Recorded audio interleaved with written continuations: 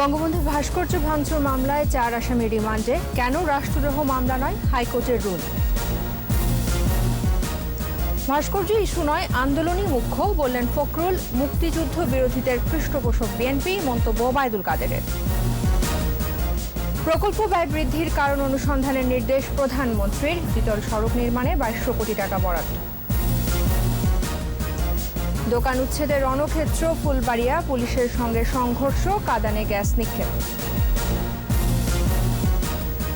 এবং করোনায় আরও 32 জনের মৃত্যু, কমেছে শনাক্তের সংখ্যা, যুক্তরাজ্যে ভ্যাকসিন প্রয়োগ শুরু।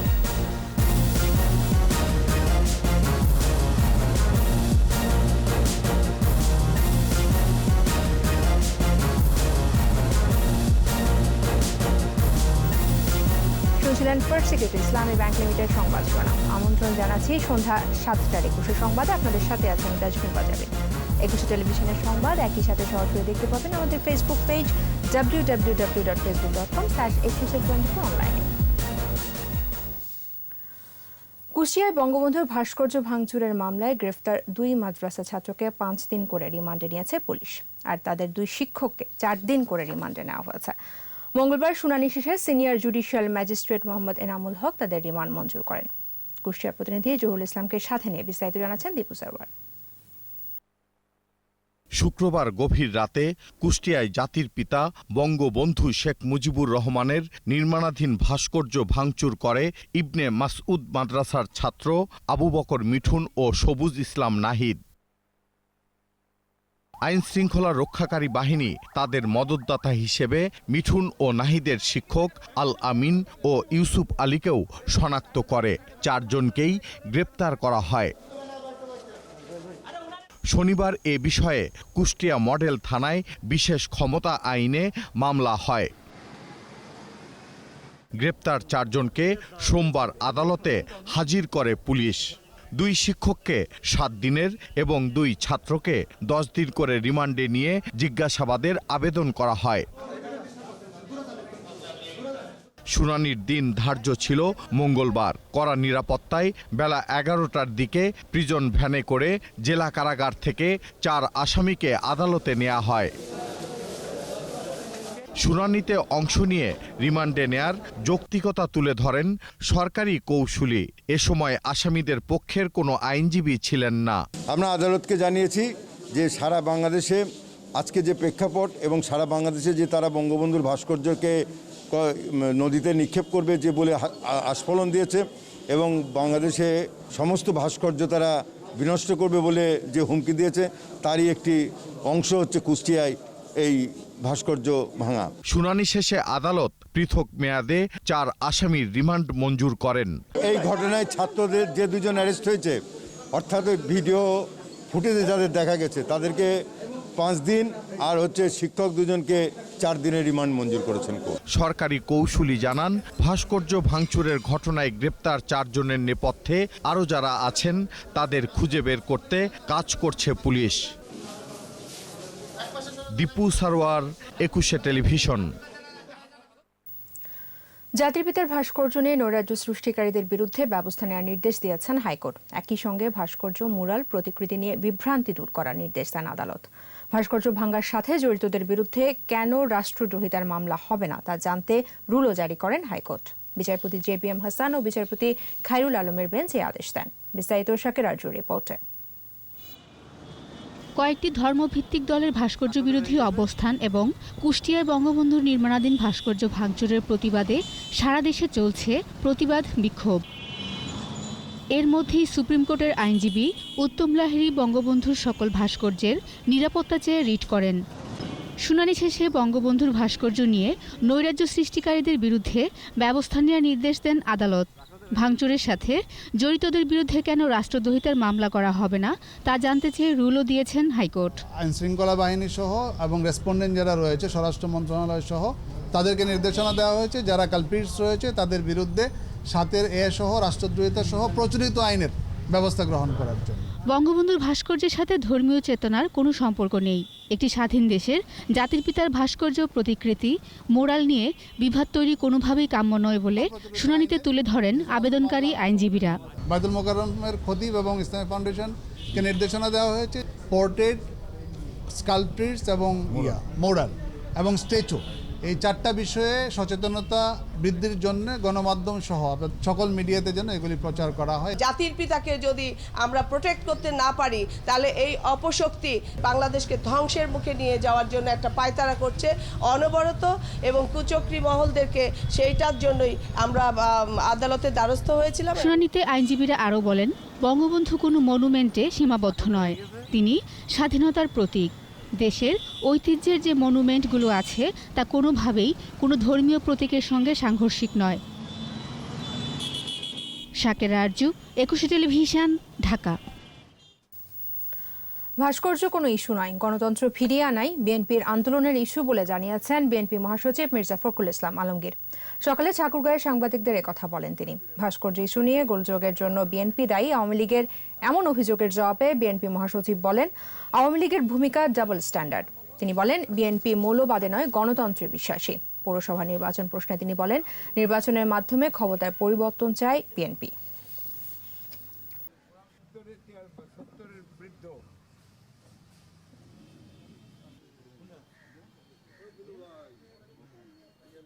আমাদের সঙ্গে মৌলবাদের কোনো সম্পর্ক নেই।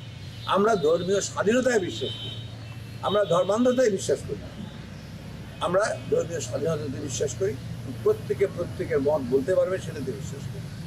আওয়ামী লীগের সমস্যা হচ্ছে যে আওয়ামী লীগ সবসময় উদয়পিণ্ডি বুদর ঘানি কাটাতে চায়। অন্যদিকে বিএনপিকে মুক্তিযুদ্ধ বিরোধী বলয়ের পৃষ্ঠপোষক হিসেবে আখ্যায়িত করেছেন সড়ক পরিবহন ও সেতু মন্ত্রী ওবায়দুল কাদের। সচিবালয়ের নিজ মন্ত্রণালয়ের সভাকক্ষে তিনি বলেন, উগ্র সাম্প্রদায়িক গোষ্ঠী ধর্মকে ব্যবহার করে মুক্তিযুদ্ধের চেতনা বিরোধী কর্মকাণ্ডের সমর্থন দিয়ে বিএনপি নিজেদের অবস্থান স্পষ্ট করেছে। ভাস্কর্য বিরোধিতার নেপথ্যে যারা মদত কিংবা অর্থ যোগান দিচ্ছে তাদের বিষয়ে খোঁজখবর নেওয়া হচ্ছে বলেও জানান ওবায়দুল কাদের। বলেন, খতিয়ে দেখা হচ্ছে ভাস্কর্য ইস্যুতে দেশি বিদেশি কোনো রাজনৈতিক ষড়যন্ত্র আছে কিনা। উগ্র সাম্প্রদায়িক গোষ্ঠীর ধর্মকে ব্যবহার করে মুক্তিযুদ্ধের চেতনা বিরোধী কর্মকাণ্ডের সমর্থন দিয়ে বিএনপি আজ নিজেদের অবস্থানকেই স্পষ্ট করেছে। তারা প্রমাণ করেছে তারাই মুক্তিযুদ্ধ বিরোধী বলয়ের পৃষ্ঠপোষক। সরকারি প্রকল্পগুলো নির্ধারিত সময়ে শেষ না হওয়া এবং ব্যয় বৃদ্ধির কারণ অনুসন্ধানে নির্দেশ দিয়েছেন প্রধানমন্ত্রী শেখ হাসিনা।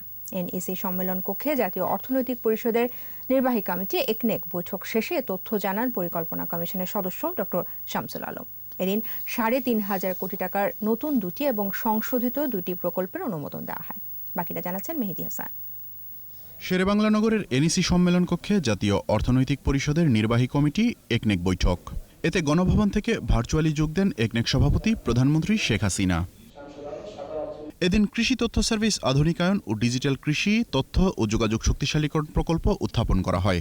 প্রকল্পটির মেয়াদ 2020 সালের জুন থেকে বাড়িয়ে 2022 সালের জুন এবং 41 কোটি টাকা ব্যয় বাড়িয়ে সংশোধিত প্রকল্পটির অনুমোদন দেওয়া হয়। এছাড়া তুষখালী থেকে পাথরঘাটা সড়ক উন্নয়ন ও প্রশস্তকরণ প্রকল্পেরও মেয়াদ ও খরচ দুটোই বাড়ানোর অনুমোদন দেয় একনেক। ব্রিফিংয়ে পরিকল্পনা কমিশনের সদস্য ডক্টর শামসুল আলম জানান, প্রকল্পের মেয়াদ ও ব্যয় বৃদ্ধির কারণ জানতে চেয়েছেন প্রধানমন্ত্রী। আবার রিভাইজ, আবার টাকা বাড়ানো, এই ধরনের বন্ধ করুন। এই ধরনের যে ধারা, এটা আপনারা বন্ধ করেন। প্রকল্প যে সময় নেবেন সেই সময়ই প্রকল্প শেষ হওয়া উচিত। তো এটা আপনারা গিয়ে পর্যালোচনা করুন, প্রকল্প পরিচালকদের ডাকুন, সকল প্রকল্পগুলো যথাসময়ে যাতে শেষ হয় সেই ব্যবস্থা নিন এবং কেন বিলম্ব হচ্ছে সেটি কারণ অনুসন্ধান করুন। এদিন 2,242 কোটি টাকা ব্যয়ে পঞ্চবটি হতে মুক্তারপুর সেতু পর্যন্ত সড়ক প্রশস্তকরণ ও এলিভেটেড এক্সপ্রেসওয়ে নির্মাণ প্রকল্প উত্থাপন করা হলে প্রধানমন্ত্রী এর নাম পরিবর্তনের নির্দেশ দেন। এলিভেটেড এক্সপ্রেস না, বাংলার নাম রাখুন। নিচে গাড়ি চলাচল করবে, উপরে করবে, কাজে দোতলা রাস্তা হবে। বৈঠকে 1,575 কোটি টাকা ব্যয়ে ময়মনসিংহ শহরের সড়ক ও ড্রেনেজ নেটওয়ার্ক উন্নয়নের একটি প্রকল্প অনুমোদন দেয় একনেক। মেহেদী হাসান, 21 টেলিভিশন, ঢাকা। ব্যবসায়ীদের সাথে ধাওয়া পাল্টা ধাওয়া, রাবার বুলেট ও টিয়ার শেল নিক্ষেপের পর ফুলবাড়িয়া সুপার মার্কেটের নকশা বহির্ভূত 911টি অবৈধ দোকান উচ্ছেদ করল ঢাকা দক্ষিণ সিটি কর্পোরেশন। উচ্ছেদ অভিযানে বাধা দিলে সংঘর্ষ বাধে। পুলিশ রাবার বুলেট ও টিয়ার শেল ছুড়ে বিক্ষোভকারীদের হটিয়ে দেওয়ার পর উচ্ছেদ অভিযান চালানো হয়। মেয়র জানিয়েছেন, সিটি কর্পোরেশনের প্রতিটি ইঞ্চি দখলমুক্ত করা হবে। আব্দুর রাজ্জাকের ক্যামেরায় মাহমুদ হাসানের আরও একটি রিপোর্ট।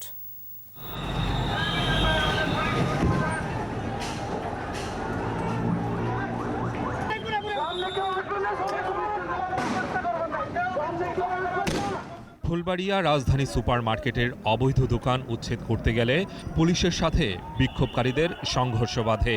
বিক্ষোভকারীদের হঠাতে কাঁদানে গ্যাস ছুড়ে পুলিশ। কিছুক্ষণের জন্য এলাকাটি রণক্ষেত্রে পরিণত হয়। এর আগে সকালে নকশা বহির্ভূত অবৈধ দোকান উচ্ছেদে যান সিটি কর্পোরেশনের ৩ ম্যাজিস্ট্রেট। আগে থেকেই সিটি প্লাজা, নগর প্লাজা এবং জাকের প্লাজার সামনে অবস্থান নেয় দোকান মালিক সমিতির সদস্য এবং এসব মার্কেটের দোকান মালিকরা। শুরুতেই বাধার মুখে পড়েন ম্যাজিস্ট্রেটরা। বিক্ষোভকারীরা ইট পাটকেল নিক্ষেপ করলে সংঘর্ষ বাধে। প্রায় আধা ঘন্টা পর পরিস্থিতি নিয়ন্ত্রণে আসলে পুলিশি নিরাপত্তায় চলে উচ্ছেদ অভিযান। মেয়র জানিয়েছেন, দক্ষিণ সিটি কর্পোরেশনের অবৈধ মার্কেটই শুধু নয়, দখল হয়ে যাওয়া প্রতিটি ইঞ্চি জায়গা উদ্ধার করা হবে। প্রাথমিক তথ্যে প্রায় 29টার মতো মার্কেটে এরকম অবৈধ দখলদার আছে। পর্যায়ক্রমে সকলকেই আমরা উচ্ছেদ করব। এরপরে আমার মেয়াদের মধ্যেই ঢাকা শহরে যত অবৈধ দখলদার আছে, সিটি কর্পোরেশনের মার্কেট হোক, জমি হোক, সেগুলো থেকে সকলকেই উচ্ছেদ করা হবে। ধারাবাহিকভাবে দক্ষিণ সিটির প্রতিটি এলাকায় অভিযান চলবে বলেও জানান তিনি। মাহমুদ হাসান, একুশে টেলিভিশন, ঢাকা। 24 ঘন্টায় কোভিড-19 দেশে আরও 32 জনের মৃত্যু হয়েছে। এ নিয়ে পর্যন্ত মৃতের সংখ্যা বেড়ে 6,906 জন। স্বাস্থ্য অধিদপ্তরের তথ্য অনুযায়ী সংক্রমণের 276তম দিনে অ্যান্টিজেন টেস্ট সহ 17,084 জনের নমুনা পরীক্ষায় শনাক্ত হয়েছে 2,202 জন। শনাক্তের সংখ্যা বেড়ে 4,81,945 জন। নতুন 2,571 জন সহ সুস্থ হয়েছেন 4,01,194 জন। 24 ঘন্টায় শনাক্তের হার 12.89%। করোনা সবচেয়ে বেশি মৃত্যু 60 ঊর্ধ্ব মানুষের। মৃত্যু হার 53.62%। দেশে এ পর্যন্ত 137টি ল্যাবে করোনা পরীক্ষা হয়েছে 28,94,622 জনের। মহামারী করোনা মোকাবেলায় যুক্তরাজ্যে শুরু হয়েছে ফাইজার বায়োএনটেকের ভ্যাকসিন প্রয়োগ। স্থানীয় সময় মঙ্গলবার 90 বছর বয়সী নারীকে প্রয়োগের মধ্য দিয়ে শুরু হয় এই কর্মসূচি। দেশটির স্বাস্থ্যমন্ত্রী দিনটিকে ঐতিহাসিক মুহূর্ত উল্লেখ করে ভিডে আখ্যা দিয়েছেন। তবে প্রধানমন্ত্রী সবাইকে ভ্যাকসিন প্রয়োগ না করা পর্যন্ত স্বাস্থ্যবিধি মেনে চলার পরামর্শ দেন। আগামী কয়েক সপ্তাহে যুক্তরাজ্যে 8 লাখ ডোজ ভ্যাকসিন দেওয়া হবে। আরও জানাচ্ছেন দুলি মল্লিক। মার্গারেট কিনান 90 বছর বয়সী এই নারীকে দিয়েই শুরু হলো মহামারী করোনা থেকে মুক্তির যাত্রা। স্থানীয় সময় মঙ্গলবার সকাল 6:30টার দিকে যুক্তরাজ্যের কনভেন্ট্রি শহরের হাসপাতালে তাকে ফাইজারের ভ্যাকসিন দেওয়া হয়। উৎফুল্ল কিনান নিজেকে ভাগ্যবান বলে মনে করছেন। At the moment I don't know how I feel. It's just so strange and so wonderful really. আগামী সপ্তাহে 91 বছরে পা রাখবেন কিনান। জন্মদিনের ঠিক আগে ভ্যাকসিনকে সেরা উপহার উল্লেখ করেন। বলেন আগামী বছরটা পরিবার ও বন্ধুদের সঙ্গে ভালোভাবে কাটাতে চান তিনি। Well, I think I'll have a little rest afterwards when I go to the ward and then I'll phone my family. Clinical ট্রায়ালের বাইরে বিশ্বে প্রথম ভ্যাকসিনের প্রয়োগ এটি। ব্রিটিশ প্রধানমন্ত্রী বরিস জনসনও উচ্ছ্বাস প্রকাশ করেন। তবে সবাইকে ভ্যাকসিন না দেওয়া পর্যন্ত চলতি শীতে নাগরিকদের স্বাস্থ্যবিধি মেনে চলার আহ্বান জানান। Well, it was very, very exciting just to talk to Lynn about the vaccine that she's just taken. She's 81. করোনার বিরুদ্ধে লড়াইয়ে 95% কার্যকর দাবি করে ফাইজার বায়োএনটেকের ভ্যাকসিন। বিশ্বের প্রথম দেশ হিসেবে যুক্তরাজ্য এর অনুমোদন দেয়, যার ধারাবাহিকতায় প্রথম দফায় স্বাস্থ্যকর্মী, 80 বছরের বেশি বয়স্ক ও কেয়ার হোমের কর্মীদের ভ্যাকসিন প্রয়োগ শুরু হলো। দুলি মল্লিক, একুশে টেলিভিশন। সংবাদ এই পর্যায়ে নিচ্ছে বিরতি। নো মাস্ক নো সার্ভিস বিধি মেনে চলুন, সুস্থ থাকুন। ফিরে এসে থাকছে করোনা মহামারীর পর আরব আমিরাতের ভিসা, দ্বিপাক্ষিক সম্পর্ক উন্নয়নের আশাবাদ। করোনার ক্ষতি পোষাতে জ্বালানি ও পার্কিং চার্জ মওকুফের দাবি বিমান সংস্থার, সরকারের সহযোগিতা প্রত্যাশা।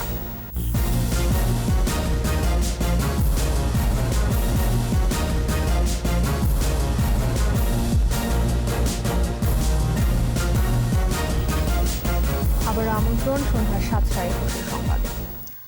ভাস্কর্য একটি দেশের ইতিহাস ও সংস্কৃতির অংশ বলেছেন সংযুক্ত আরব আমিরাতের chargé d' affaires Abdul Ali Al Hamoudi. সচিবালয়ে তথ্যমন্ত্রী ডক্টর হাসান মাহমুদের সাথে সৌজন্য সাক্ষাৎ করেন আমিরাতের চার্চ দ্য অ্যাফেয়ার্স। পরে বলেন, করোনার পর বাংলাদেশি কর্মীদের জন্য আমিরাতে শ্রম ভিসা আরও সহজ হবে, দুদেশের সম্পর্ক আরও সুদৃঢ় হবে বলেও জানান আমিরাতের চার্চ দ্য অ্যাফেয়ার্স। আর তথ্যমন্ত্রী জানান, আরব আমিরাত বাংলাদেশে খাদ্য প্রক্রিয়াকরণ শিল্প স্থাপন করতে আগ্রহী। এরই মধ্যে চট্টগ্রামের মিরসরায়ে নির্মাণাধীন বঙ্গবন্ধু শিল্পনগরে দেশটির উদ্যোক্তারা শিল্প স্থাপনের জন্য জায়গা চেয়েছেন বলেও জানান তথ্যমন্ত্রী। তারা সেখানে স্বাধীনভাবে কাজ করছে। অনেক দেশে সেই রকম স্বাধীনতা ইউএইতে যেরকম আছে ঠিক সেরকম নাই, সেটি নিয়েও আমরা বিস্তারিত আলোচনা করেছি। ইউএইর পক্ষ থেকে আমি তাদেরকে অনুরোধ জানিয়েছি যে বাংলাদেশে বিনিয়োগ করার জন্য, এবং ইউএই বাংলাদেশে ফুড প্রসেসিং ইন্ডাস্ট্রি করতে আগ্রহী। এগুলো নিয়ে আমরা বিস্তারিত আলোচনা করেছি। Yeah, there is many sculpture in UAE also because 100 years ago, and it's everywhere. You cannot change it. I mean, yeah, it's part of history. Yeah, and part of history and part of culture. 1 April থেকে ঘাটালচর থেকে মতিঝিল পর্যন্ত রুটের 5 প্রতিষ্ঠানের 105টি বাস piloting হিসেবে franchise পদ্ধতিতে চলাচল করবে। দক্ষিণ নগর ভবনে বাস মালিক সমিতির সাথে বৈঠক করেন 2 সিটির মেয়র। পরে দক্ষিণের মেয়র ব্যারিস্টার শেখ ফজলে নূর তাপস জানান, এর আগে 9টি ক্লাস্টারে 22টি কোম্পানির 42টি বাস চূড়ান্ত হয়েছিল। উত্তরের মেয়র আতিকুল ইসলাম জানান, পর্যায়ক্রমে আন্তঃজেলা বাস যেন নগরীতে প্রবেশ করতে না পারে সেজন্য ব্যবস্থা নেওয়া হবে।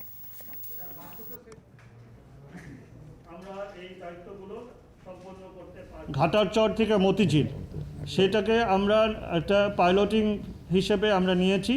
এই অংশে আমরা ইনশাআল্লাহ সবাই মিলে আমাদের দায়িত্ব পালনের সাপেক্ষে আমরা 1 এপ্রিল থেকে এই ফ্র্যাঞ্চাইজি পদ্ধতিতে এই বাস পরিচালনা আরম্ভ করতে চাই। ইন্টার ডিস্ট্রিক্টের বাস যেন শহরে আসতে না পারে, শহরে শুধু ইন্টার সিটি যেন বাস ডিপো হয়, এই ব্যাপারেও কিন্তু আমরা আলাপ করছি। সবার সাহায্য কামনা করছি এবং এই কঠিন চ্যালেঞ্জ কাজটাকে আমরা বাস্তবায়ন করার জন্য আমরা এগিয়ে যাব। লালমনিরহাটের হাতীবান্ধায় 12টি চরে সৌর বিদ্যুৎ সংযোগ দেওয়া হয়েছে। নর্দার্ন ইলেকট্রিসিটি সাপ্লাই কোম্পানি লিমিটেডের উদ্যোগে সংযোগ উদ্বোধন করেন জ্বালানি ও বিদ্যুৎ প্রতিমন্ত্রী নসরুল হামিদ বিপু। এই সময় তিনি বলেন, এই সংযোগের ফলে 3 উপজেলার 12টি চরের মানুষ বিদ্যুৎ পাবে। প্রতি ঘরে বিদ্যুৎ পৌঁছে দেওয়ার সরকারের প্রতিশ্রুতি অনেকটাই পূরণ হলো বলেও জানান তিনি। প্রতিমন্ত্রী আরও বলেন, 2021 সালের আগেই বাংলাদেশ 24,000 মেগাওয়াট বিদ্যুৎ উৎপাদনে সক্ষম হয়েছে।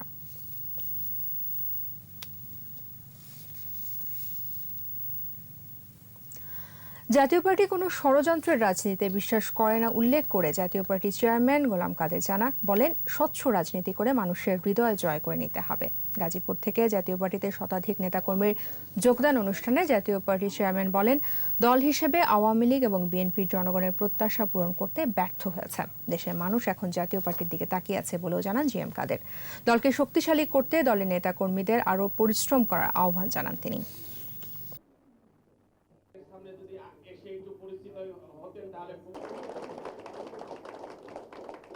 বিরোধী দল হিসাবে একটি স্বতন্ত্র দল সক্রিয়তা নিয়ে আমরা রাজনীতি করছি। কাজেই মহাজোট বলে আমরা মহাজোটে আছি বা মহাজোটে থাকবো কিনা এই সমস্ত প্রশ্ন এখন আসে না। সেটা এখন নির্বাচনের সময় আবার কি হবে, সামনে নির্বাচন কি পরিস্থিতিতে হবে, তখন কার সঙ্গে কার জোট হবে, তখন সেটা বিষয়ে বিবেচনার বিষয় আসে। কাজেই ওই কথাটি এখন আর চিন্তা করবেন না যে আমরা মহাজোটে আছি। করোনাকালের ক্ষতি কাটাতে জ্বালানি এবং পার্কিং চার্জ সহ অ্যারোনটিক্যাল নন অ্যারোনটিক্যাল চার্জ মওকুফ চায় বিমান সংস্থাগুলো। বেসামরিক বিমান চলাচল কর্তৃপক্ষের চেয়ারম্যান জানিয়েছেন, তাদের দাবি প্রস্তাব আকারে অর্থ মন্ত্রণালয়ে পাঠানো হয়েছে, অনুমোদন পেলে ব্যবস্থা নেওয়া হবে। আর এভিয়েশন বিশেষজ্ঞরা বলছেন, মন্দা কাটাতে সরকারের উচিত সংস্থাগুলোর পাশে দাঁড়ানো। জসিম জুয়েলের রিপোর্ট। করোনাকালে আর সবকিছুর মতো ক্ষতিগ্রস্ত এভিয়েশন খাত। প্রায় 6 মাস বন্ধ ছিল। এ সময়ে একেবারেই খাদের কিনারে এসে ঠেকেছে খাতটি। এরপর স্বাস্থ্যবিধি মেনে চলাচল শুরু হলেও কোমর সোজা করে দাঁড়াতে পারেনি এভিয়েশন খাত। এরই মধ্যে আবার চোখ রাঙাচ্ছে করোনার দ্বিতীয় ঢেউ। বিমান বাংলাদেশ এয়ারলাইন্স, ইউএস বাংলা, নভোএয়ার এবং রিজেন্ট এয়ারওয়েজ অভ্যন্তরীণ ও আন্তর্জাতিক রুটে ফ্লাইট পরিচালনা করছে। করোনাকালের ক্ষত কাটানোর চেষ্টা করছে বিমান সংস্থাগুলো। এ অবস্থায় সরকারের সহযোগিতার দিকে তাকিয়ে এয়ারলাইন্সগুলো পিপিসি পদ্মা অয়েল টাকা পাবে, এটি 2014 থেকে 18 পর্যন্ত ওই সময়কার পাওনা, সেটি বিবেচনা করছেন কি করা যাবে। আমাদের টিকে থাকার জন্য আমাদের যেসব চার্জেসগুলো আছে, বিশেষ করে অ্যারোনটিক্যাল চার্জ বলতে আমি landing, parking, security, route navigation, এই চার্জগুলো অন্যান্য যে কান্ট্রিগুলো আছে সেসব কান্ট্রির তুলনায় কম্পারেটিভলি আমরা বেশি পে করি।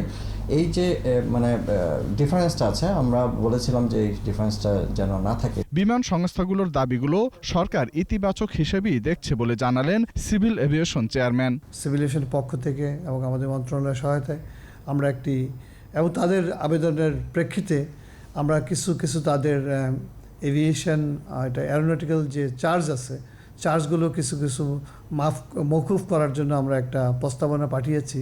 এটা বর্তমানে অর্থ মন্ত্রণালয়ের ভেটিংয়ের জন্য আছে। দেশের বিমান সংস্থাগুলো এর আগে কখনো এরকম বিপর্যয়ে পড়েনি, তাই সংকট কাটিয়ে উঠতে সরকার পাশে দাঁড়াবে বলে আশা করছেন এই এভিয়েশন বিশেষজ্ঞ। এখন যে দাবিগুলো তারা করছে এটা অত্যন্ত যৌক্তিক দাবি বলে আমি মনে করি। এই সময় যে কোনো ধরনের সহযোগিতা এয়ারলাইন্সের জন্য যেখানে যেখানে সম্ভব সবগুলো ক্ষেত্রেই কিন্তু এয়ারলাইনগুলোকে বাঁচিয়ে রাখতে হবে। অভ্যন্তরীণ রুটে বিমান চলাচল স্বাভাবিক হলেও আন্তর্জাতিক রুটে পরিস্থিতি এখনো নাজুক, তাই ঘুরে দাঁড়ানো সহজ হবে না বলে মনে করছেন তারা। জসিম জুয়েল, 21 টেলিভিশন, ঢাকা। এবার বিজয়ের মাসে আমাদের বিশেষ আয়োজন জয় বাংলা।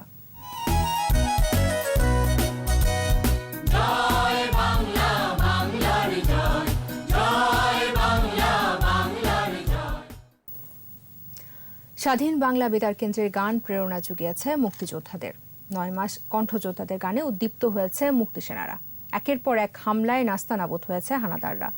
শুধু মুক্তিযোদ্ধাদেরকেই নয়, গণজাগরণের গণসঙ্গীত উদ্দীপ্ত করেছে পুরো জাতিকে। রণাঙ্গনের যোদ্ধাদের কাছে স্বাধীন বাংলা বেতারের গান বেজে উঠেছে সংকেত হিসেবেও। মৃত্যুকে আলিঙ্গন করে বিজয়ের পথেই হেঁটেছে বীর বাঙালি। বিস্তারিত জানাচ্ছেন স্মৃতি মণ্ডল।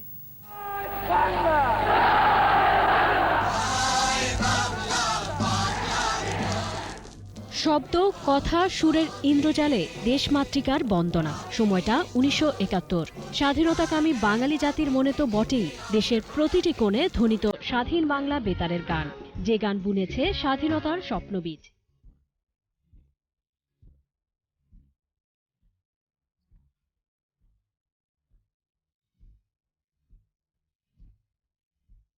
স্বাধীনতা যুদ্ধে দেশ, মাটি ও মাকে নিয়ে কণ্ঠযোদ্ধাদের লড়াই, দেশাত্মবোধক এসব গান উদ্দীপ্ত করে বাঙালির চেতনাকে, সাহস যোগায় রণাঙ্গনের যোদ্ধাদের।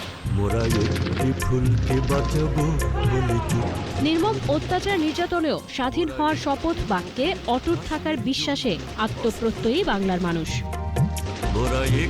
মুখের হাসির জন্য অস্ত্র ধরি।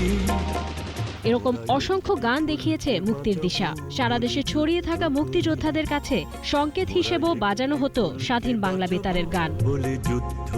আমাদের গানগুলি কিন্তু গেরিলা যুদ্ধে সংকেত হিসাবে ব্যবহৃত হয়েছে। এটি আমাদের একটা গর্বের বিষয়। আমাদের কোনো স্লোগান বা আমাদের কোনো গান গেছে কিন্তু গেরিলা যুদ্ধের সিগন্যাল হিসেবে, যে এই গানটা বাজলে ওই মুখ ব্রিজটা উড়িয়ে দিতে হবে বা ওই বোটটা উড়িয়ে দিতে হবে, নানান ধরনের সাংকেতিক কিছু ছিল। মৃত্যু ভয়কে তুচ্ছ করে সব প্রতিকূলতাকে হার মানিয়ে বিজয়ের গান গেয়েছেন স্বাধীন বাংলা বেতারের শিল্পীরা।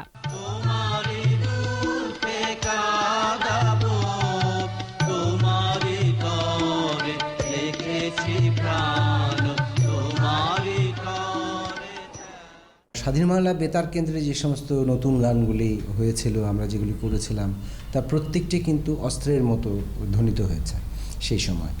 এবং এই গানগুলি কিন্তু শুধুমাত্র যে মুক্তিযোদ্ধাদেরকে উজ্জীবিত করেছে তা নয়, পুরো বাঙালি জাতিটাকেই কিন্তু উজ্জীবিত করত। বিজয়ের প্রতিটি গান পৃথিবীর ইতিহাসে দৃষ্টান্ত হয়ে থাকবে। একটা বেতার যন্ত্র যে মানুষকে এইভাবে উজ্জীবিত করতে পারে তার উদাহরণ কিন্তু বাংলাদেশে এই প্রথম। স্মৃতি মণ্ডল, 21 টেলিভিশন, ঢাকা। সংবাদে আবারও বিরতি। নো মাস্ক নো সার্ভিস বিধি মেনে চলুন, সুস্থ থাকুন। ফিরে এসে থাকছে।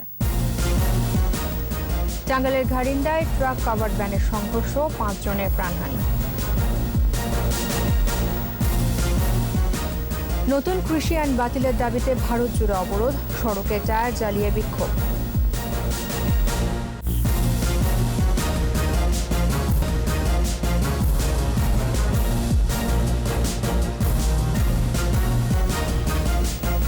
আমার আমন্ত্রণ, আপনারা দেখছেন সন্ধ্যা 7টার 21 সংবাদ।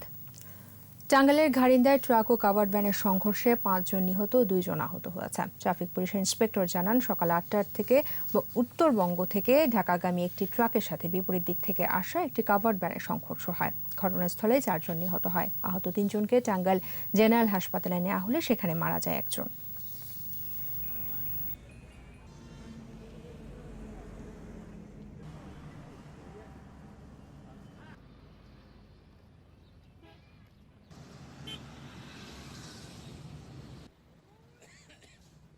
একটা পিকআপ আর একটা ট্রাক, দুইটা সংঘর্ষে 4 জন লোক মারা গেছে, 2 জন আহত, হসপিটালে ভর্তি আছে। এখন লাশের সুরতাল করেছে, তারপরে আইনগত ব্যবস্থা গ্রহণ করা হয়েছে।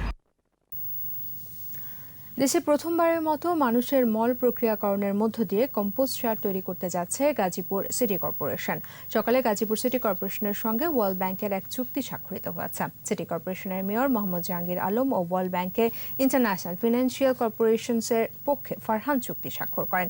এই সময় সিটি মেয়র জাহাঙ্গীর আলম বলেন, এই প্রকল্পের মাধ্যমে মানুষের মল প্রক্রিয়াকরণের মাধ্যমে কম্পোস্ট সার তৈরি হবে। প্রাথমিকভাবে আইএফসির সঙ্গে 700 কোটি টাকার চুক্তি হয়েছে।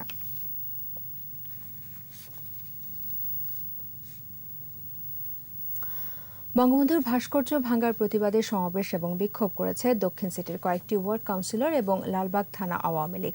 লালবাগ এলাকায় 26 নম্বর ওয়ার্ড কাউন্সিলর হাসিবুর রহমান মানিকের নেতৃত্বে থানা এবং ওয়ার্ড আওয়ামী লীগের নেতা কর্মীরা সমাবেশ করেন। এই সময় বক্তারা বলেন, ধর্মের অপব্যাখ্যা দিয়ে দেশে অরাজকতা সৃষ্টির ষড়যন্ত্র করা হচ্ছে। মৌলবাদী সাম্প্রদায়িক শক্তির বিরুদ্ধে রুখে দাঁড়ানো আহ্বান জানানো হয় সমাবেশ থেকে। পরে মিছিল বের হয়।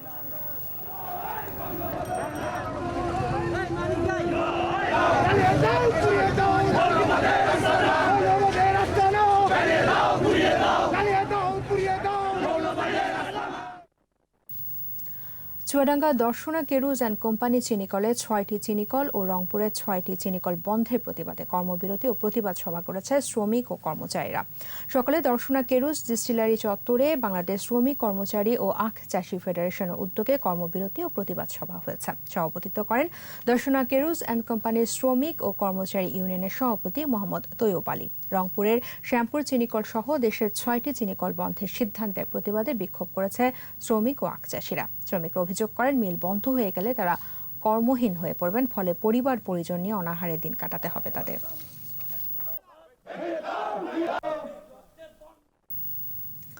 এবার সোশ্যাল ইসলামী ব্যাংক লিমিটেড বাণিজ্য সংবাদ।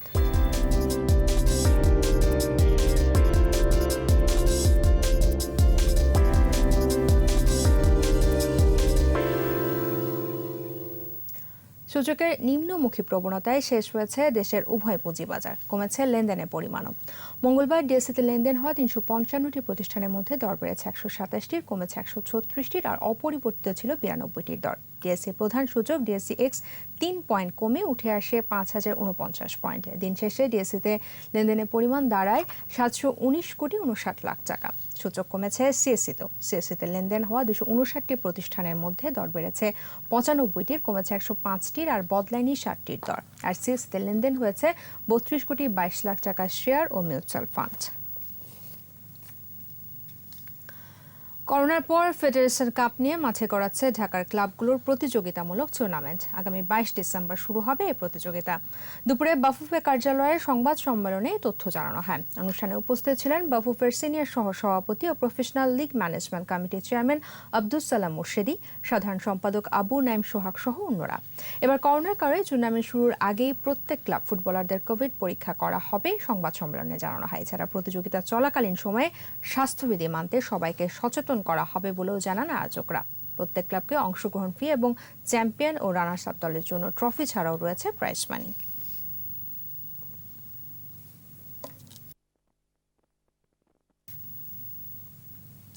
উয়েফা চ্যাম্পিয়ন্স লিগে আজ রাতে মাঠে নামছে বার্সেলোনা সহ একাধিক দল। স্প্যানিশ জায়ান্টরা মুখোমুখি হবে ইতালিয়ান শীর্ষ ক্লাব ইউভেন্টাসের। অন্যদিকে ফ্রেঞ্চ ফেভারিট পিএসজি লড়বে বাসাকশাহীর ক্লাবের বিপক্ষে, আর চেলসি মুখোমুখি হবে ক্রাসনোদারের। সব ম্যাচ শুরু হবে বাংলাদেশ সময় রাত 2টায়। সৌরভ ইমামের রিপোর্ট। জি গ্রুপ থেকে আগেই নকআউট পর্ব নিশ্চিত করেছে বার্সেলোনা আর জুভেন্টাস। সেরা দুই দলের হাই ভোল্টেজ ম্যাচে সর্বশক্তি দিয়ে মাঠে নামছে দুই দল। গ্রুপ পর্বের শীর্ষে থেকে নকআউট পর্বে যেতে মরিয়া দুই দলই। সম্প্রতি লা লিগায় ভালো করতে না পারলেও জুভেন্টাসের বিপক্ষে জয় ভিন্ন কিছু ভাবছে না কাতালানরা। এদিকে সিরিয়া চ্যাম্পিয়ন জুভেন্টাস রয়েছে ছন্দে। ঘরের মাঠে প্রথম পর্বে বার্সার কাছে 2-0 গোলে হারলেও ফিরতি পর্বের ম্যাচে জয় চায় রোনালদো দিবালারা। ঘরের মাঠে বার্সা শক্তিশালী হলেও সর্বশক্তি দিয়ে লড়বে অতিথিরা। এই ম্যাচে মেসি রোনালদোর রোমাঞ্চকর দ্বৈরথেও চোখ থাকবে ভক্তদের। অপরদিকে ইস্তানবুল বাসাকশাহীর ক্লাবের বিপক্ষে মাঠে নামছে পিএসজি। 5 ম্যাচে 9 পয়েন্ট নিয়ে নকআউট পর্বের দোরগোড়ায় নেইমার এমবাপ্পেরা।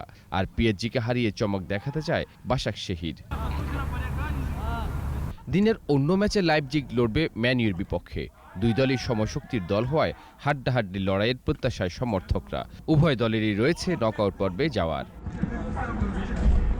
অন্যদিকে এই গ্রুপে শীর্ষে থাকা ক্রাসনোদারের বিপক্ষে মাঠে নামছে চেলসি।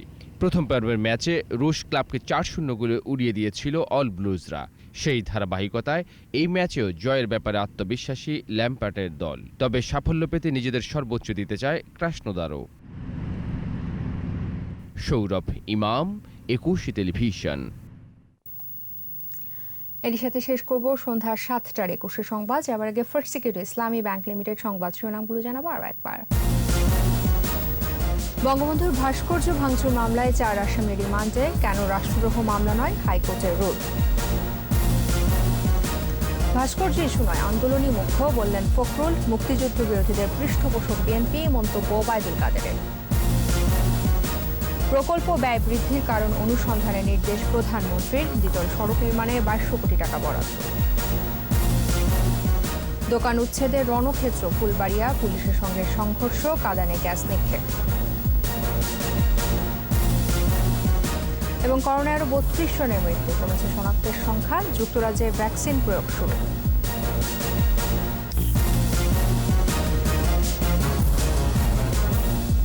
একুশে টেলিভিশনের সর্বশেষ খবর জানতে ডায়াল করুন 202 নম্বর, আর ভিজিট করুন 21-tv.com এই ওয়েবসাইটে। ফেসবুকে লগ ইন করতে পারেন facebook.com/2124 অনলাইন। আমাদের পরের সংবাদ রাত 9টায় দেখার আমন্ত্রণ রইল।